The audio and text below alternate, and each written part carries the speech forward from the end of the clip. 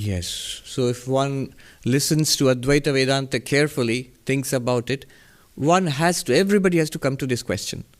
If we are already Brahman, if you're already the Absolute, then what is the purpose of appearing as a sentient being and going through all these struggles, the suffering of life, and then the gradual awakening and following the spiritual path and coming to an enlightenment and realizing that you're Brahman, which you already were? So what was the purpose of the whole thing? The answer is contained in the question itself. He mentions causality there.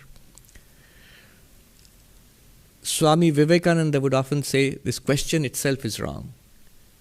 We can ask, why is this question wrong? You see, when we ask this question, it leads us to a deeper question about questioning itself. What is the question? What are we asking for here? We are asking for an explanation. And what is an explanation? It's asking for a cause. We see an effect and we want a cause of that. So the grass is wet and I want to know why. What would satisfy me? Maybe an answer like, it rained and therefore the grass is wet, or the sprinkler was at work and therefore the grass in the lawn is wet.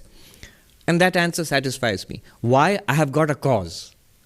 I was looking for a cause and I've got a cause. Now this seems fine. So why should we not ask, why is there this entire cycle, the whole game of life, why is it there? We can ask for a cause of that. It won't work. Why? Because, see, when I am asking and talking like this, notice my language. Why? Because. It's all about causality. And yet, the answer given in Advaita Vedanta is this entire cycle of life, this game of life, it appears because of Maya. So how does that help? What is Maya? One way of understanding Maya is space, time, and causation. It's like when you have a theatrical performance, you need a stage. So in the theatrical performance of this universe, the stage is space, time, and causation. And this stage is provided by Maya. So, when you have causation as part of the stage, you can't ask for a cause of Maya because it's like asking for a cause of causation. And to make that more clear, it's like, so space and time, if you ask, what is outside space? What is before time? Notice, when I ask before time or outside space, before time means I'm already assuming time. Before and after are time words.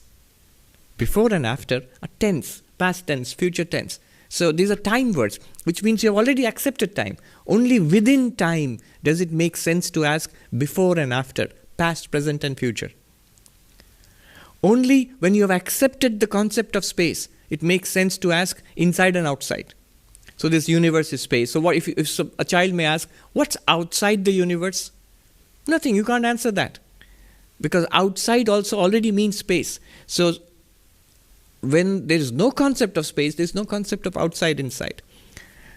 Just like that, before Maya, without assuming causality, one cannot ask for a cause.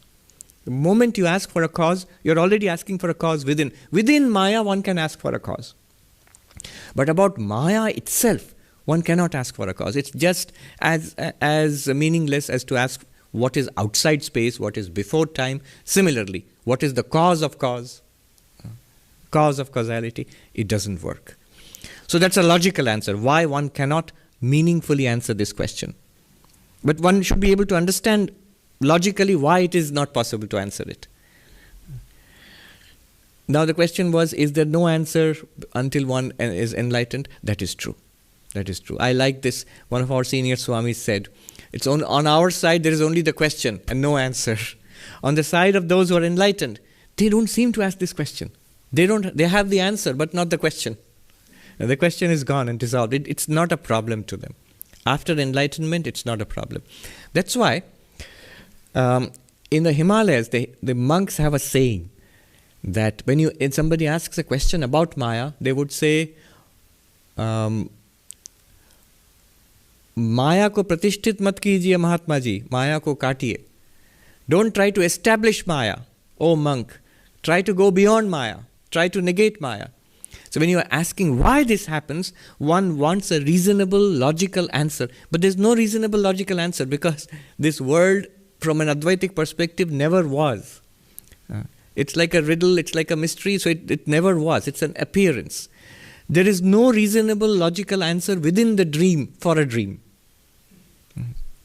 I give the example of being chased by a lion in a dream. Now if I ask, where did this lion come from? The real answer is there is no lion, wake up. But if I won't accept that answer, no, I see a lion, you must give me an answer. Then you have to say the lion came from the jungle. But where in the jungle? Well, from its daddy lion and the mummy lion. And where did they come from? Oh, they came from their parents. And where did that come from? There's no end to this, you can see. And none of it is actually true. So that is the answer, or non-answer, if you will. What is to be done? See, this is a path. It is to be walked upon.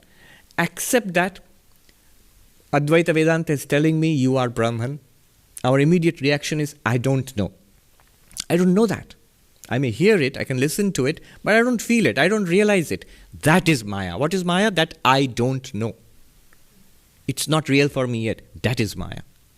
That's all the proof that we need of Maya. Now the thing is how to overcome it. How to go beyond that and realize, who am I?